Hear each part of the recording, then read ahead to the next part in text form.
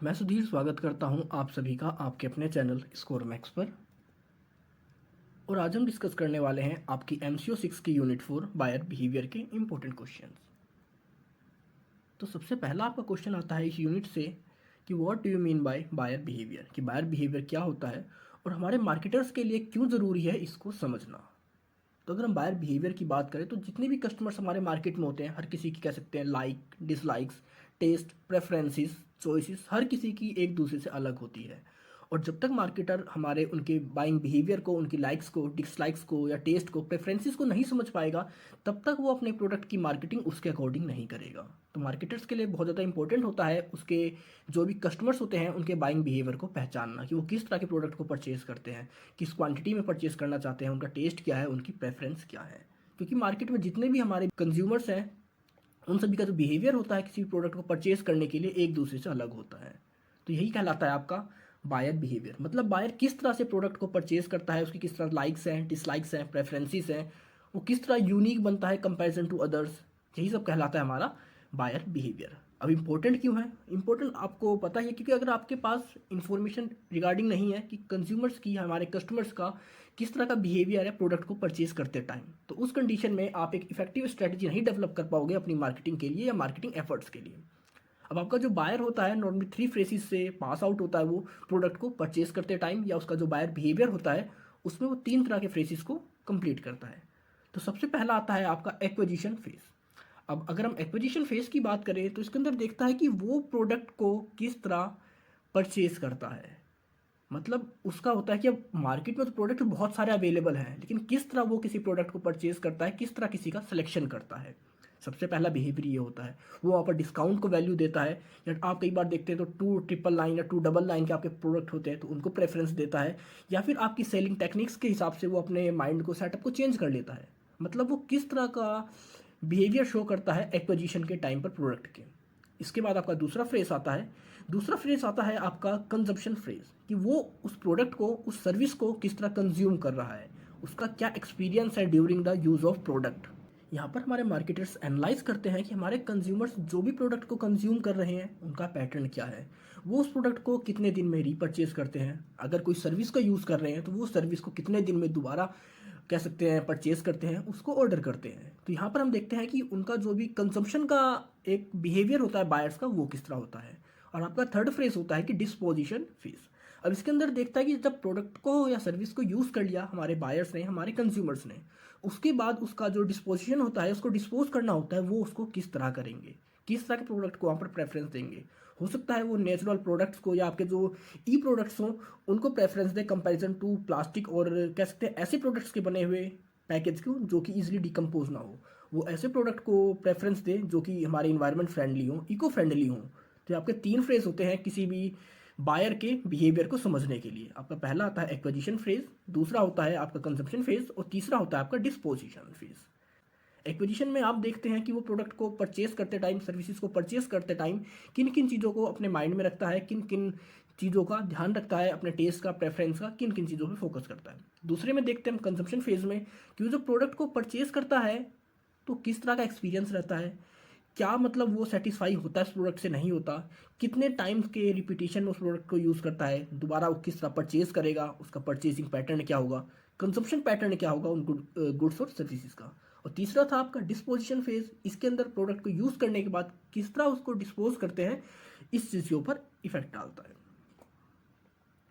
अगर हम इसके अंदर हम बात करें कि importance of understanding buyer behaviour for marketers, क्योंकि मार्केट के अंदर जितने भी कंज्यूमर्स होते हैं हर किसी के नीड, चॉइसेस एक दूसरे से अलग होती है। हर किसी का जो कह सकते हैं टेस्ट होता है, प्रेफरेंस होता है प्रोडक्ट्स का, वो भी अलग अलग होता है। सोसाइटी का हर पर्सन एक ही ग्रुप से नहीं आता, कोई टॉप लेवल सोसाइटी से आता है, टॉप क्लास फैमिली से आता है, तो कोई मिडिल क्लास फैमिली से आता है, तो कोई लोअर क्लास फैमिली से आता है। जो जिस क्लास की फैमिली से आता है उसी हिसाब से उसकी नीड्स, उसकी चॉइस, उसके प्रेफरेंस होते हैं। और अगर हम बात करें कि मार्केट के अंदर कस्टमर्स की वैल्यू क्या होती है, तो कस्टमर को एक तरह से किंग की तरह ट्रीट किया जाता है हमारी मार्केटिंग के अंदर, बिजनेस के अंदर। क्योंकि अगर कस्टमर आपके प्रोडक्ट से, आपकी सर्विसेज से सेटिस्फाई है, तभी वो आपके प्रोडक्ट को ज़्यादा से ज़्यादा परचेज करेगा, और आपकी जो एक गुडविल वैल्यू है या आपकी जो सेल्स है वो ज़्यादा से ज़्यादा इंक्रीज होएगी। तो बहुत ज़्यादा इंपॉर्टेंट हो जाता है यहाँ पर कि हमारे लिए हम कंज्यूमर्स के बिहेवियर को ज़्यादा से ज़्यादा समझने की कोशिश करें, उसको ज़्यादा से ज़्यादा समझें। जब उसको हम अच्छे से समझ पाएंगे उसी हिसाब से फिर अपने हमारी जो भी मार्केटिंग स्ट्रेटजीज होती है या हमारे जो प्रोडक्ट का प्रोडक्शन होता है या जो भी रिसर्च वर्क होती है उसको उसी तरह करेंगे जिस तरह की हमारे कंज्यूमर्स की नीड्स उनके बाइंग बिहेवियर है। नेक्स्ट आता है आपका describe Maslow's hierarchy of need theory, describe its significance for understanding the buyer behaviour. कि मास्लोज की जो हमारी नीड ऑफ थ्योरी है वो क्या है और किस तरह ये हेल्प करती है हमें हमारे बायर्स के बिहेवियर को समझने के लिए। तो अगर मास्लोज की बात करें तो उन्होंने हमारी नीड को 5 अलग अलग लेवल पर डिवाइड कर दिया था, according to our requirement, according to our needs. और ये किस तरह हेल्प करेगी वो भी हम देखते हैं क्वेश्चन के अंदर। तो सबसे पहला इनका जो लेवल था मास्लोज का वो था बेसिक नीड्स। अब बेसिक नीड्स के अंदर हम बात करते हैं कि नॉर्मल ह्यूमन बींग्स को सर्वाइव करने के लिए किन किन बेसिक नीड्स की नीड होती है, ज़रूरत होती है। इसके अंदर आपका शेल्टर है, क्लॉथिंग है, फूड है, वाटर है, ये सभी चीज़ें वो होती हैं जो बेसिक नीड्स है किसी भी पर्सन को जीने के लिए। तो हम यहाँ पर देखेंगे हमारा जो कंज्यूमर है वो किस लेवल के, किस क्लास से आता है सोसाइटी के। अगर वो एकदम लोअर क्लास सोसाइटी से आता है तो वो सिर्फ अपनी बेसिक नीड्स को पूरी करेगा, उनके लिए ही अपना स्पेंड करेगा पैसे को। दूसरी थी सिक्योरिटी नीड्स। अब सिक्योरिटी नीड्स के अंदर हम क्या देखते हैं कि इसमें हम देखते हैं जब हमारी बेसिक नीड्स पूरी हो जाती हैं तो एक तरह से अपनी फ्यूचर को सिक्योर करने के लिए यहाँ पर हम फोकस करते हैं, अपने फ्यूचर को सिक्योर करना चाहते हैं। अब सिक्योर हम किसी पर्सपेक्टिव में कर सकते हैं। अगर आप जॉब कर रहे हैं तो आप देखेंगे कि अब आपको जॉब तो मिल गई लेकिन उस जॉब को आप कितने टाइम तक सिक्योर कर सकते हैं।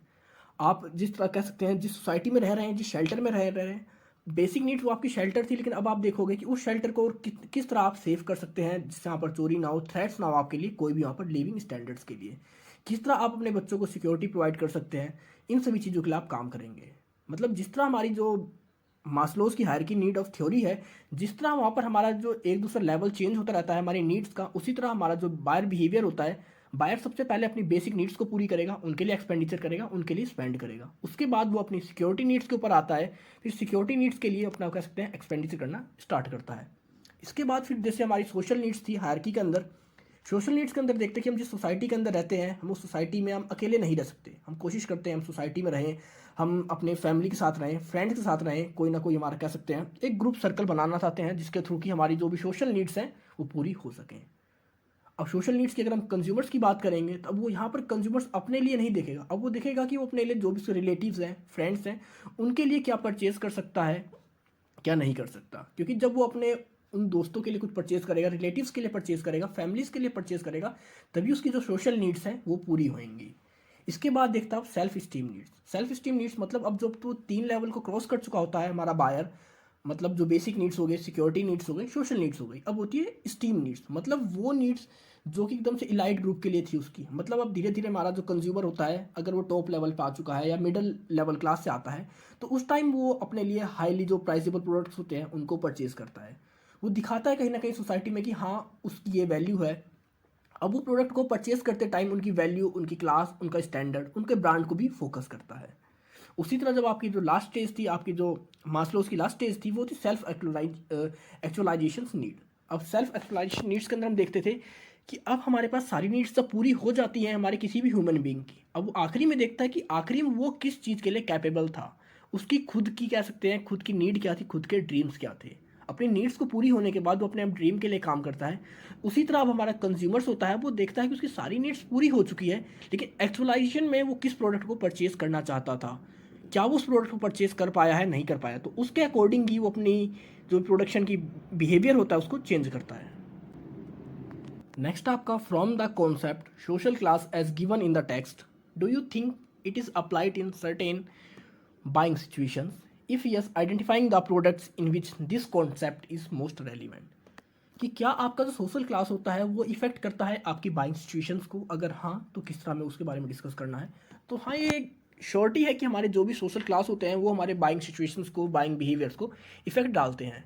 अगर आप किसी अपर क्लास की बात करें तो वो जो भी कह सकते हैं जो भी प्रोडक्ट परचेज करते हैं उनकी क्वालिटी या उसकी जो वैल्यू होती है बहुत ज़्यादा हाई होती है। अगर आप लोअर क्लास की बात करें, लोअर लेवल की क्लास की बात करें तो उनको जो प्रोडक्ट परचेज करते हैं वो सिर्फ अपनी बेसिक नीड्स को पूरी करते हैं, वो कम से कम स्पेंड करना चाहते हैं किसी भी प्रोडक्ट के लिए, वो बस ये देखते हैं कि उनकी बेसिक नीड्स पूरी हो जाएं।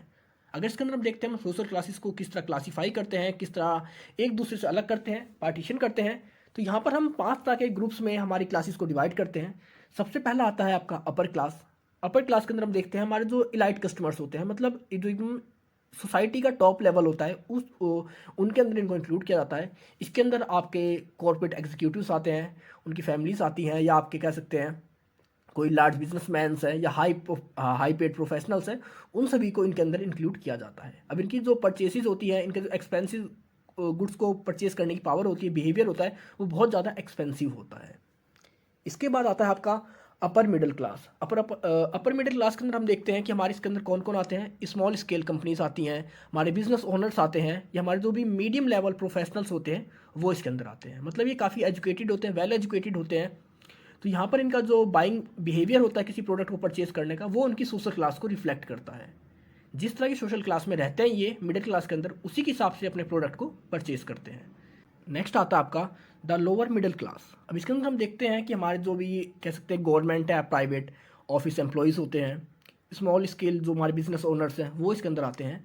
तो ये देखते हैं कि हम किस तरह अपने प्रोडक्ट्स को परचेज करें, अपनी जो भी नीड्स हैं उनको पूरी करें। ये अपने फ्यूचर ओरिएंटेड गोल्स को देखकर ही प्रोडक्ट को परचेज करते हैं। ये भी देखना होता है कि इनके पास फ्यूचर के लिए कितना एक्सपेंडिचर बचेगा, कितना फाइनेंस बचेगा अपनी परचेज को यहाँ पर करने के बाद। तो यहाँ पर ये जो भी परचेज करते हैं उसका टोटली इफेक्ट होता है, उसका जो बायर उनके जो बिहेवियर होता है उस पर इफेक्ट देखा जाता है कि उनके फ्यूचर्स गोल का।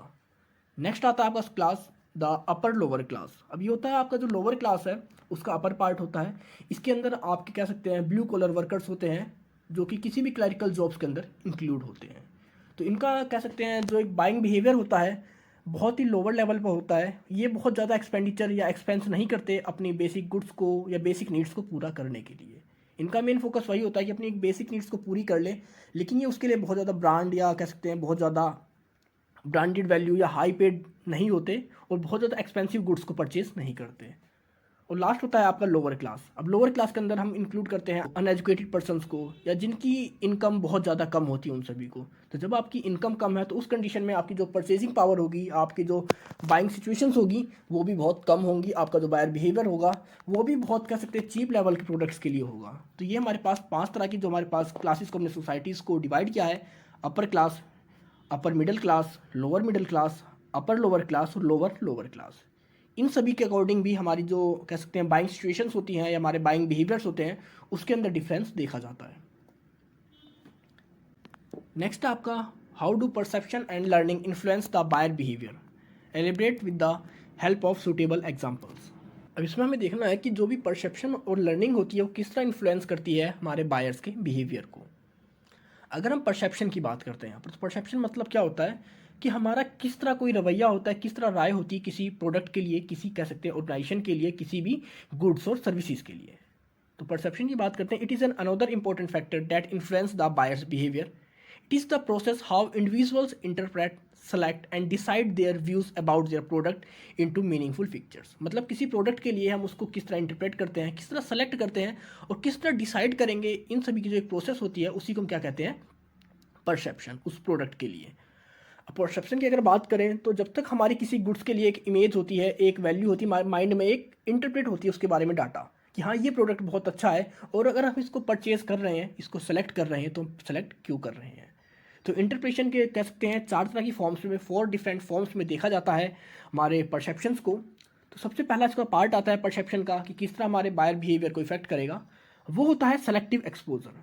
सेलेक्टिव एक्सपोजर के अंदर देखते हैं कि जब आप मार्केट के अंदर जाते हैं तो वहाँ पर बहुत सारे प्रोडक्ट्स अवेलेबल होते हैं, आपके पास बहुत सारे सब्स्टिट्यूट अवेलेबल होते हैं मार्केट में, लेकिन उनमें से आप या हमारे कह सकते हैं जो भी कंज्यूमर्स होते हैं, जो बायर होते हैं, वो सिर्फ स्पेसिफिक प्रोडक्ट को ही परचेज करते हैं, उन्हीं के ऊपर फोकस करते हैं या उन्हीं को ही देखना चाहते हैं। तो ऐसा क्या है, मतलब उनका परसेप्शन ही तो होता है वो कि मतलब उन प्रोडक्ट के लिए, उस प्रोडक्ट के लिए उनकी एक अलग इमेज कह सकते हैं, उनको उन्होंने उस प्रोडक्ट की क्वालिटीज़ को, उसके फीचर्स को अलग से इंटरप्रेट कर रखा है, सेलेक्ट कर रखा है अपने माइंड में। उस प्रोडक्ट के लिए उनका जो व्यूज़ है बहुत अच्छा है, तो मतलब उस प्रोडक्ट को मार्केट में जाने के बाद वो उसी को ढूंढना चाहते हैं, उसी को सेलेक्ट करते हैं। दूसरा होता है कि उनका जो सेलेक्टिव अटेंशन होता है कि किस तरह की स्कीम्स हमारे कंज्यूमर्स को, हमारे बायर्स को अट्रैक्ट करती हैं। मतलब उनके परसेप्शन किस तरह काम करता है। परसेप्शन आपका कई तरह होता है कि सिलेक्शन का। अब किसी प्रोडक्ट के ऊपर लिखा रहता है 50% ऑफ, और किसी प्रोडक्ट के ऊपर लिखा रहता है 299। तो मतलब वहाँ पर कौन सी चीज़ आपको ज़्यादा इफेक्टिव आपको अपनी तरफ अट्रैक्ट करेगी। हो सकता है आपका जो 50% ऑफ हो वो बायर को इफेक्ट कर रही हो, उसको अट्रैक्ट कर रही हो, लेकिन 50% ऑफ में भी वो प्रोडक्ट आपको 350 का मिल रहा हो। लेकिन 299 आपका सामने डायरेक्टली इमेज लिखी थी, एक नंबर लिखा था, एक वैल्यू लिखी थी, जिसने कंज्यूमर्स को अट्रैक्ट नहीं किया, लेकिन कहीं ना कहीं हमारे 50% के जो वैल्यू थी उससे कम थी ये वैल्यू। तो हमें ये भी देखना होता है कि कंज्यूमर्स का, जो बायर्स का सेलेक्टिव अटेंशन है वो किस तरह का है, वो किस तरह की स्कीम्स के ऊपर फोकस करते हैं उनको सेलेक्ट करते टाइम। नेक्स्ट आता है आपका सेलेक्टिव डिस्टोर्शन। इसमें देखते हैं कि हम किस तरह की इंफॉर्मेशन को इंटरप्रेट करते हैं उस प्रोडक्ट के ऊपर या उन कस्टमर्स को उनके बिलीफ के अकॉर्डिंग, उनके कॉन्सेप्ट के अकॉर्डिंग।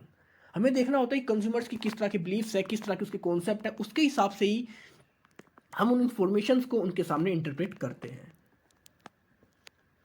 नेक्स्ट आता है आपका सेलेक्टिव रिटेंशन। अब सेलेक्टिव रिटेंशन के अंदर हम देखते हैं कि peoples remembers points to support their attitude, consumers are likely to retain the good points of their brands they like. It is hard to the consumers to remember all the products and advertisement that they are exposed to a day.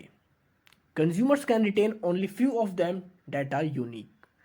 तो हम market में अगर देखते हैं, हम advertisement देखते हैं, तो हम दिन में कह सकते हैं बहुत सारे एडवर्टाइजमेंट देखते हैं अपने टेलीविज़न पर, पेड मीडिया पर, इंटरनेट पर, या किसी भी अलग मीडियम मोड ऑफ एडवर्टाइजमेंट पर। लेकिन क्या हम दिन के सारे याद रख पाते हैं? नहीं रख पाते हैं।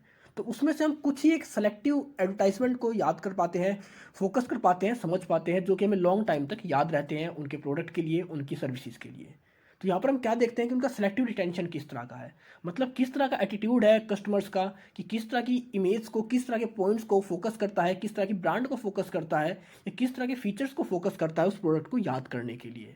तो ये हमारे परसेप्शंस के स्टेजेस होती हैं 4, जो कि बहुत इंपॉर्टेंट रोल प्ले करती हैं हमारे बायर्स के बिहेवियर को इन्फ्लुएंस करने के लिए। अब बात करते हैं हम लर्निंग के बारे में। तो लर्निंग होता क्या है कि हम किस तरह किसी ऑब्जर्वेशंस के थ्रू, अपने एक्सपीरियंस के थ्रू कुछ ना कुछ लर्न करते हैं, जो कि हमें फ्यूचर में नॉलेज प्रोवाइड करता है, और उस नॉलेज के बिहाफ पर ही हम प्रोडक्ट को परचेज करते हैं। अगर इसके अंदर हम देखते हैं कि कई चीज़ें आती हैं, जैसे कि आपका रीइंफोर्समेंट होता है। आपने कोई प्रोडक्ट परचेज किया, आपका उसके लिए कह सकते हैं एक्सपीरियंस बहुत अच्छा था, आपने एलजी की वॉशिंग मशीन परचेज करी, उसने आपके पास कह सकते हैं उसका जो वर्क था, उसका जो फीडबैक था आपके लिए, उसकी परफॉर्मेंस थी बहुत अच्छी थी। मतलब आपके पास एक तरह से रीइंफोर्समेंट आ गया कि अगर आपको इलेक्ट्रॉनिक प्रोडक्ट परचेज करना है तो आप एलजी का ही प्रोडक्ट परचेज करोगे, क्योंकि आपने एक प्रोडक्ट को परचेज करा और वो आपके लिए बहुत अच्छा साबित हुआ। तो उस कंडीशन में आप एलजी के प्रोडक्ट को परचेज करोगे। एक इसमें पार्ट होता है आपका ड्राइव्स का। अब ड्राइव्स में हम बात करेंगे कि it is a strong internal signal that impels to take the actions. अब ड्राइव्स के अंदर हम देखते हैं कि जैसे कोई कह सकते हैं कि हमारी जो भी बिजनेस ऑर्गेनाइजेशन होती हैं वो ड्राइव्स का यूज़ करती हैं, ड्राइव्स को ऑपरेट करती हैं, उनको चलाती हैं। कोई भी ड्राइव्स हो सकती है, आपकी प्लांटेशंस है, मतलब, या आपकी आई चेकअप कैंप्स है, या आपके अवेयरनेस कैंप्स है, मतलब बहुत सारी ड्राइव्स को चलाया जाता है। तो उसके अंदर भी देखा जाता है कि वो किस तरह हमें एक्शंस लेने पर मजबूर करते हैं कि हमें उनके प्रोडक्ट को परचेज़ करना है, क्योंकि हम वहाँ पर उनके ड्राइव से उनके बारे में बहुत कुछ सीख जाते हैं। नेक्स्ट आता है हमारा कि हम देखते हैं कि हमारा जो स्टिमुलस एक्ट करता है, हमारा जो रिएक्ट करता है स्टिमुलस, वो किस तरह का वहाँ पर रिएक्ट करता है। अगर हमने कोई परचेज़ करेंगे, कोई मशीन्स परचेज़ करते हैं और वहाँ हम देखते हैं कि हाँ ये प्रोडक्ट अच्छा है, तो उस कंडीशन में तो हम उसको फ्यूचर में परचेज़ करेंगे। लेकिन अगर हमने कोई इलेक्ट्रॉनिक प्रोडक्ट परचेज़ किया और वो अच्छा नहीं चला, तो उस कंडीशन में क्या होगा, हम उस प्रोडक्ट को फ्यूचर में यूज़ नहीं करेंगे, ना ही उसको परचेज़ करेंगे। तो ये हमारी लर्निंग ही होती है कि एक तरह किस तरह हमें लर्निंग से हमें एक्सपीरियंस क्या मिलता है, हमारी ऑब्जर्वेशन से हमारे पास किस तरह की लर्निंग आती है किसी प्रोडक्ट के लिए। अगर हमारी लर्निंग अच्छी होगी, हमारा एक्सपीरियंस अच्छा होगा, हमारी ऑब्जर्वेशंस अच्छी होंगी, तो हम उस प्रोडक्ट को बार बार परचेज़ करेंगे।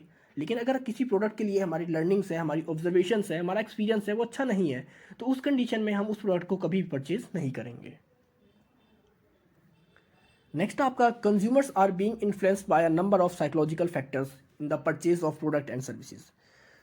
तो हमारे कंज्यूमर्स को, या कह सकते हैं जो बाइंग बिहेवियर होता है, इन्फ्लुएंस होता है हमारे साइकोलॉजिकल फैक्टर्स की वजह से। तो हमें उसके ऊपर डिस्कस करना है। अगर हम साइकोलॉजिकल फैक्टर्स की बात करें, तो psychological factors influence the consumers decision making process while purchasing the product और service, and so the marketers need to understand these factors. हमारे जो साइकोलॉजिकल फैक्टर्स होते हैं बहुत ज़्यादा हमारे इन्फ्लुएंस करते हैं बायर के बिहेवियर को। तो हमारे मार्केटर्स के लिए बहुत ज़्यादा इंपॉर्टेंट हो जाता है कि उनके इन साइकोलॉजिकल फैक्टर्स को समझ पाना, इसको अंडरस्टैंड करना। इसके अंदर 4 या 5 तरह के हमारे फैक्टर्स आते हैं। तो सबसे पहला फैक्टर आता है आपका मोटिवेशन। अब मोटिवेशन का मतलब क्या है कि consumers buy the product when they feel the need of the product और services and the motivated to buy them. जब हमारे कंज्यूमर्स को फील होगा कि वो प्रोडक्ट उनके लिए ज़रूरी है, उनको उसकी नीड है, तभी वो उस प्रोडक्ट को परचेज़ करेंगे, उसके लिए मोटिवेट होंगे। तो इसके लिए हम अलग अलग तरह की ड्राइव्स का यूज़ करते हैं, हम ड्राइव्स चलाते हैं, कैंपेन करते हैं कि जिसके थ्रू उस प्रोडक्ट की यूज़ के बारे में, उसके अवेयरनेस के बारे में फैलाया जाए, कंज्यूमर्स को बताया जाए कि वो प्रोडक्ट उनके लिए किस तरह इंपॉर्टेंट है, किस तरह उनकी लाइफ में एक इंपॉर्टेंट रोल प्ले करता है। तभी वो मोटिवेट होंगे, तभी उस प्रोडक्ट को परचेज़ करेंगे। दूसरा होता है नीड्स। अगर हमारे कंज्यूमर्स की नीड ही अगर किसी प्रोडक्ट को परचेज़ करने की नहीं है, तो उस प्रोडक्ट को कभी भी परचेज़ नहीं करेंगे। लेकिन अगर नीड के हिसाब से कोई भी प्रोडक्ट आपने डेवलप करा है, तो वो उस प्रोडक्ट को ज़रूर परचेज़ करेंगे। तो नीड बहुत ज़्यादा इंपॉर्टेंट रोल प्ले करती है हमारे बायर्स के बिहेवियर को समझने के लिए, उनके बायर बिहेवियर्स को चेंज करने के लिए। नेक्स्ट आपका मोटिव। अब मोटिव क्या होता है कि हमारा किस तरह का मोटिव है आपके प्रोडक्ट का। अगर मोटिव की बात करें, motive is the direct towards achieving the goals. Motives can be created by society और मार्केटर्स। अब आपके जो मोटिव्स होते हैं वो दोनों के थ्रू क्रिएट किए जा सकते हैं। आपकी सोसाइटी भी आपके मोटिव्स को क्रिएट कर सकती है और अपने मार्केटर्स भी अपने मोटिव्स को क्रिएट कर सकते हैं। मार्केटर्स का कह सकते हैं मोटिव हो सकता है कि ज़्यादा से ज़्यादा प्रोडक्ट की सेल्स करना, लेकिन सोसाइटी का मोटिव हो सकता है कि ऐसे प्रोडक्ट को परचेज करना जो कि इको फ्रेंडली हो, इन्वायरमेंट फ्रेंडली हो। तो ये भी कहीं ना कहीं हमारे बायर्स के पर्सपेक्टिव को, बायर्स बिहेवियर को इफेक्ट करते हैं। नेक्स्ट आपका परसेप्शन है, इसके बारे में पहले पढ़ चुके हैं कि किस तरह हमारी परचेसिंग डिसीजन को इफेक्ट करता है हमारा परसेप्शन। परसेप्शन मतलब किसी प्रोडक्ट के लिए हमारी क्या इंटरप्रिटेशन है, किस तरह हम उसको सेलेक्ट कर रहे हैं, उस प्रोडक्ट के लिए हमारे पास क्या व्यूज़ है, हमारे माइंड में क्या इमेज है उस प्रोडक्ट की। ये सभी चीज़ें इफेक्ट करती है कि किस तरह हम प्रोडक्ट को परचेज करते हैं, उसको सेलेक्ट करते हैं, उसको औरों के कंपैरिजन को कैसे याद रख सकते हैं, ये सभी चीज़ें। और लास्ट आता है आपका एटीट्यूड। एटीट्यूड की बात करें कि हमारे जो भी अब कंज्यूमर्स का एटीट्यूड होता है बहुत ज़्यादा इंपॉर्टेंट रोल प्ले करता है किसी भी आपके प्रोडक्शन के प्रोडक्ट को परचेज करने के लिए। अगर हमारे कंज्यूमर का जो एटीट्यूड है कि हाँ वो ब्रांडेड प्रोडक्ट को ही परचेज करेगा, तो आप चाहे बिना ब्रांडेड कोई भी प्रोडक्ट कितनी भी अच्छी क्वालिटी का परचेज कर लो, उसको परचेज नहीं करेगा। लेकिन अगर उसका परसेप्शन है कि उसे सिर्फ क्वालिटी से मतलब है, तो वहाँ पर ब्रांड को फोकस नहीं करेगा, वो देखेगा किस चीज़ के अंदर उसको एक अच्छी क्वालिटी मिल रही है, अच्छे फीचर्स मिल रहे हैं। तो ये कुछ हमारे साइकोलॉजिकल फैक्टर्स थे जो कि इन्फ्लुएंस करते हैं हमारे बायर्स के प्रोडक्ट और सर्विसेज के परचेजिंग डिसीजंस को चेंज करने में। नेक्स्ट आपका analyse the personal factors which influence buyer behaviour, कि कौन कौन से पर्सनल फैक्टर्स होते हैं अब जो हमारे बायर्स के बिहेवियर को इन्फ्लुएंस करते हैं। तो अगर पर्सनल फैक्टर्स की बात करें तो यहाँ पर पर्सनल फैक्टर आते हैं आपके age and life cycle stage, कि आपकी एज क्या है और आप लाइफ की किस साइकिल पर हो, किस स्टेज पर हो। अगर आपकी हम बात करें, आपकी एज है 20 to 25, तो उस एज में आपके जो गारमेंट्स की एक तरह से कह सकते हैं आप बहुत ज़्यादा एक्सपेंड करते हैं अपने कह सकते हैं ग्रूमिंग के ऊपर, अपने ड्रेसअप के ऊपर, अपने लुक के ऊपर। अगर आप बात करते हैं आप 25 to 30 के बीच में आ गए, तो आप उस टाइम का आपका फोकस करता है कि आप इस तरह ज़्यादा इन्वेस्टमेंट की बात करते हैं। आपका जो बाइंग बिहेवियर होता है वो सिर्फ इसलिए होता है कि आप किस तरह अपने फ्यूचर को सिक्योर कर रहे हैं, आप लाइफ की किस स्टेज पर हो। ये सभी इफेक्ट करती है हमारे बाइंग बिहेवियर को।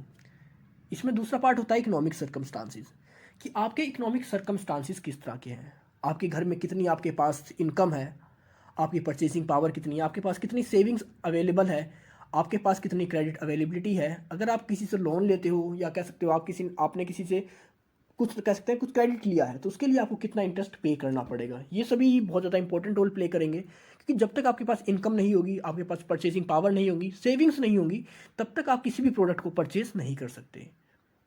नेक्स्ट आपका ऑक्यूपेशन। अब ऑक्यूपेशन के अंदर हम बात करते हैं कि किस तरह के ऑक्यूपेशन के अंदर आप हैं। हमारी कह सकते हैं जो हमारी बायर बिहेवियर होता है कहीं ना कहीं हमारे ऑक्यूपेशन से मैच करता है, हमारे ऑक्यूपेशन के बारे में बहुत कुछ बता देता है। अगर आप किसी एक लग्जरी कॉर्पोरेट के अंदर या इलाइट कॉर्पोरेट के अंदर, ब्रांडेड कॉर्पोरेट के अंदर जॉब कर रहे हैं, तो उस कंडीशन में आपके पास एक लग्जरी कार होना जरूरी है। ये मतलब एक तरह से नॉर्मली देखा जाता है कि आप जितनी बड़ी जगह काम करते हो, जितनी आपकी हाई सैलरी होती है, उसके हिसाब से आपके एक्सपेंडिचर भी देखे जाते हैं। अगर आप बात करते सिर्फ एक क्लरिकल पोस्ट पे हो, तो आपके उसी के हिसाब से आपकी जो बाइंग बिहेवियर होगा वो आपको उस बिहेवियर को चेंज करेगा। आप इतने लाइट्स ग्रुप को परचेज नहीं करोगे जो कि आपका एक कोई कॉर्पोरेट एम्प्लॉय परचेज करेगा। तो ये होता है ऑक्यूपेशन के हिसाब से। नेक्स्ट आपका लाइफ स्टाइल। अब लाइफ स्टाइल के अंदर हम बात करेंगे कि किस तरह का लाइफ स्टाइल है, किस तरह की लाइफ हम जी रहे हैं, किस तरह का हमारा कल्चर है, हमारा ऑक्यूपेशन है, और किस तरह की सोशल क्लास के अंदर, सोसाइटी के अंदर हम रह रहे हैं। हर किसी की सोसाइटी अलग होती है, हमारे कल्चर्स अलग होते हैं, ऑक्यूपेशंस अलग अलग होते हैं। इनके हिसाब से ही हमारी जो बायर बिहेवियर होता है वो देखा जाता है। अगर इसके अंदर हम बात करें कि कोई एक पर्सन है, वो आईटी फर्म के अंदर जॉब कर रहा है, तो मैक्सिमम वो आईटी के रिलेटेड मतलब जो भी प्रोडक्ट्स होते हैं मैक्सिमम उसका यूज़ करेगा, लैपटॉप्स को परचेज़ करेगा, हमारी जो भी स्मार्ट वॉचेस होती हैं उनको परचेज़ करेगा, मतलब अलग अलग तरह के इलेक्ट्रॉनिक गैजेट्स को परचेज़ करेगा। अगर अभी हम यहाँ पर बात करें कि कोई हाउस वाइफ्स हैं, वो किस तरह के प्रोडक्ट को परचेज करेंगी, तो वो वहाँ देखेंगे कि मतलब कुकवेयर के प्रोडक्ट्स जो भी होते हैं उनको यूज़ करेंगे, उनको परचेज करेंगी।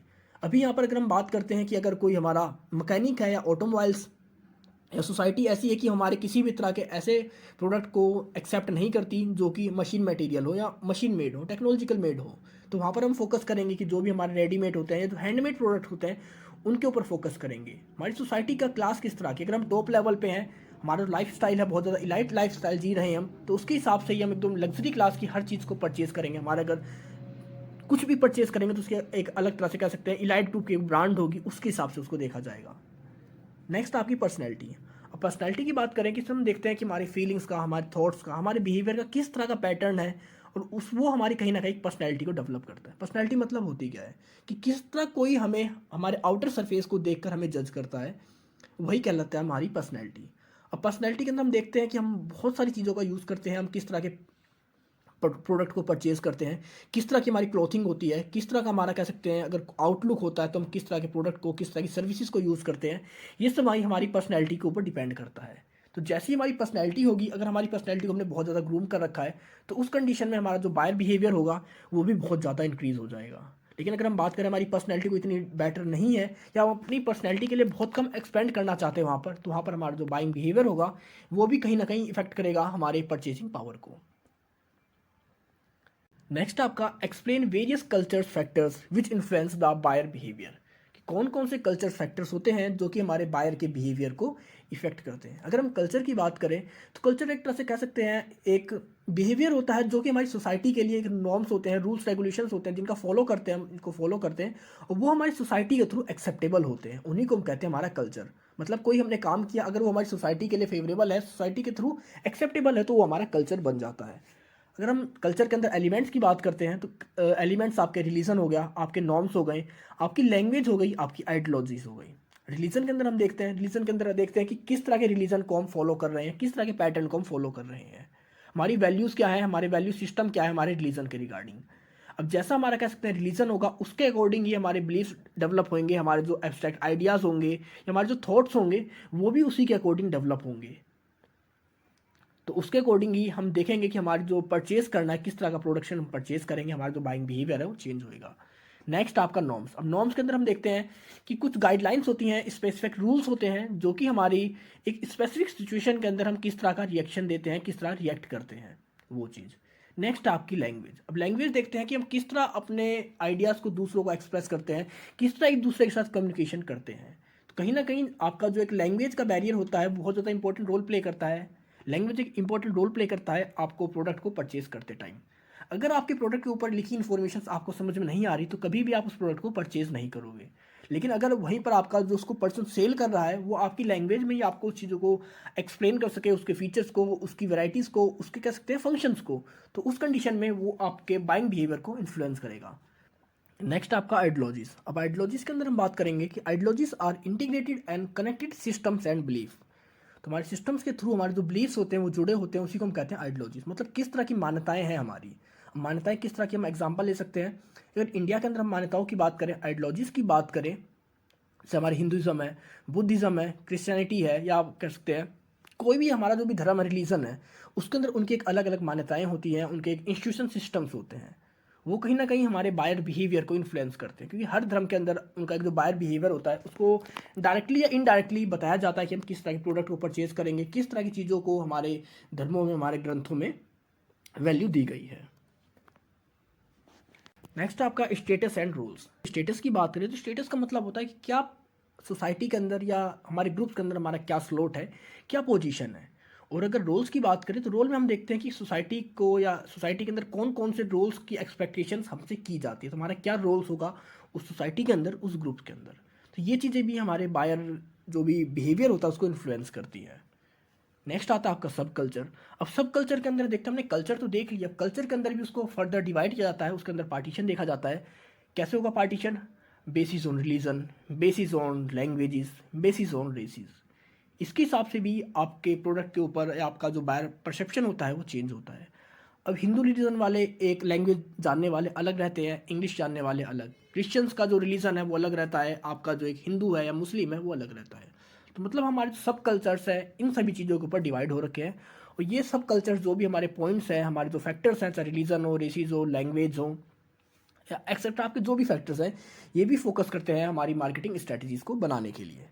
नेक्स्ट आपका सोशल क्लास। अब सोशल क्लास के अंदर देखते हैं कि हमारा प्रोफेशन किस तरह का है, मतलब किस तरह की सोसाइटी के अंदर हम रहते हैं, किस तरह की हमारी इनकम है, कितनी इनकम है, किस तरह का लाइफस्टाइल हम जीना चाहते हैं, हमारी एजुकेशन क्या है या हमारी प्रेफरेंसेस क्या है, हमारे पास कितनी वेल्थ है। तो इसके अकॉर्डिंग भी एक और हमारा जो सोशल क्लास है वो डेवलप हो जाता है। और जैसा सोशल क्लास रहेगा, आप अगर आप हाई सोसाइटी के अंदर रहते हो, हाई सोशल क्लास है आपका, तो आपकी जो प्रेफरेंसेस होंगी बाइंग की वो हाई होंगी, इलाइट ग्रुप के प्रोडक्ट्स परचेज करोगे। आपकी जो कह सकते हैं किसी प्रोडक्ट को परचेज करने की जो पावर होती है, आपकी जो एक चॉइसेस होगी वो एक सिर्फ ब्रांड की होगी। तो ये सभी चीज़ें होती हैं आपकी सोशल क्लास के हिसाब से। जैसी आपकी सोशल क्लास होगी उसी के हिसाब से आपकी जो बायर बिहेवियर होगा वो भी देखने को मिलेगा। उसके बाद हम देखते हैं कि सोशल क्लास को हम फर्दर डिवाइड करते हैं अदर ग्रुप्स के अंदर, क्योंकि हमने देखा तो कि भी सोशल क्लास है कि इसके अंदर आपका जैसे प्रेफरेंसेस होंगी, जैसी लाइफ स्टाइल्स होंगी, जैसी वेल्थ होगी, ऑक्यूपेशन होगा, उसी हिसाब से आपका जो बाइंग बिहेवियर है वो आपको देखने को मिलेगा। लेकिन ये नहीं है कि सिर्फ एक ही सोशल क्लास होता है। सोशल क्लास को आगे हम फर्दर डिवाइड करते हैं upper class, upper middle class, lower middle class, upper lower class या लोअर लोअर क्लास। अब इसके अंदर हमारी अगर अपर क्लास की बात करें तो यहाँ पर जो हमारा गुड्स और सर्विसेज को परचेज करने की पावर होती है वो बहुत ज़्यादा एक्सपेंसिव होती है। बहुत ज़्यादा एक्सपेंसिव गुड्स को, प्रोडक्ट्स को, सर्विसेज को परचेज करते हैं अपने यूज़ के लिए। अगर हम बात करें अपर मिडिल क्लास की, तो ये बहुत ज़्यादा कह सकते हैं एक्सपेंसिव तो नहीं यूज़ करते, लेकिन हाँ अपनी सोसाइटी के हिसाब से, अपने स्टेटस के हिसाब से अपने प्रोडक्ट को परचेज करते हैं कि अपनी फ्यूचर नीड्स को भी पूरी कर सकें। अगर हम लोअर क्लास की बात करें तो यहाँ पर ये देखते हैं सिर्फ अपनी बेसिक नीड्स को पूरी करने की बात करते हैं। ये किसी ऐसे प्रोडक्ट को परचेज नहीं करेंगे जो कि उनके कंफर्ट के लिए काम करें। इनका मेन फोकस होता है अपनी बेसिक नीड्स को पूरी करना। तो ये कुछ फैक्टर्स थे जो कि हमारी कह सकते हैं बाइंग बिहेवियर को इन्फ्लुएंस करते हैं।